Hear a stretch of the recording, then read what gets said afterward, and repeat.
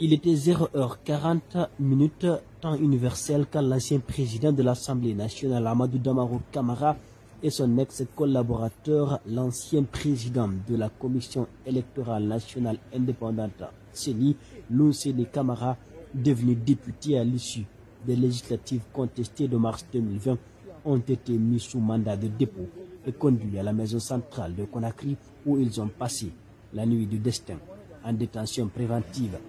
Déféré dans la matinée de ce mercredi, Amadou Damaro Camara, Lounséni Camara et l'ancien questeur Michel Kamano, après avoir subi plus de 14 heures d'audition devant une chambre spéciale de la CRIEF, ont été inculpés pour des faits présumés de détournement de deniers publics, d'enrichissement illicite, de blanchiment des capitaux, de corruption et complicité par les magistrats instructeurs en charge de leur dossier.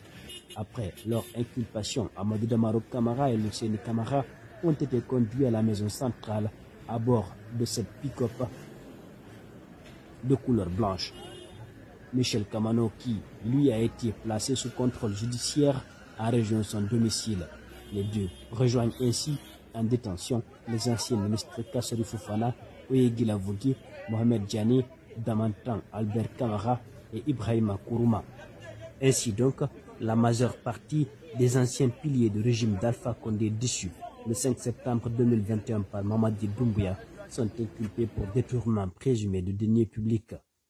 Un autre déferment qui intervient à un moment où, ce mercredi 27 avril 2022, Maître Dina Sampil, membre du pôle d'avocats des anciens membres du gouvernement déchu, a jeté un pavé dans la mare. Selon lui, le maintien en prison de l'ancien Premier ministre Dr Kassori Fofana n'a rien de juridique.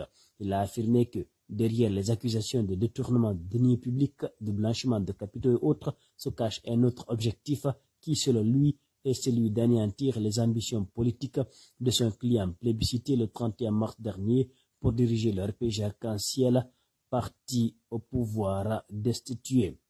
L'imagination de la procédure de flagrant délit n'avait pour but que de priver Kassori Fofana et sa suite de leur liberté. Voilà tout. Il devrait être traduit immédiatement devant la juridiction de jugement.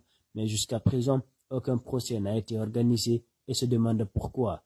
Il dit parce que selon lui, le dossier, il n'y avait rien. C'est un dossier vide pour lequel on continue à violer les droits élémentaires des citoyens de ce pays. Au-delà du fait que Kassori a été Premier ministre de ce pays, il y a le fait que c'est un homme politique.